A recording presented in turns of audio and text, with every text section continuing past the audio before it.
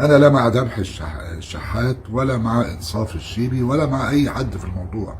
انا مع ان احنا بقينا فرجه قدام الناس، لدرجه انه القنوات العربيه والاجنبيه غير المتخصصه بدات تتكلم في الموضوع من يومين. بقلب لقيت سكاي نيوز العربيه فارده مساحه كبيره من الناحيه القانونيه والادبيه والاجتماعيه.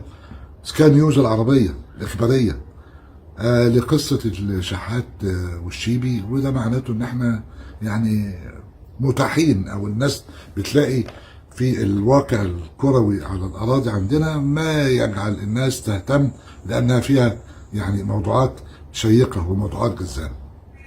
كان المفروض لو في لوائح القوانين غير العك اللي موجود في لائحة المسابقات كانت تمشي، وده مختلف مع القانون.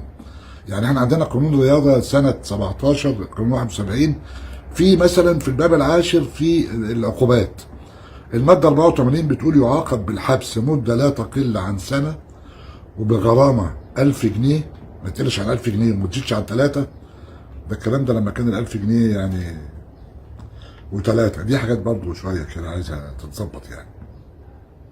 أو بالعقوبتين مع بعض، في إذا كان حصل فيه سب أو قذف أو إهانة بالقول أو بالصياح أو بالإشارة لشخصية طبيعية أو اعتبارية، أو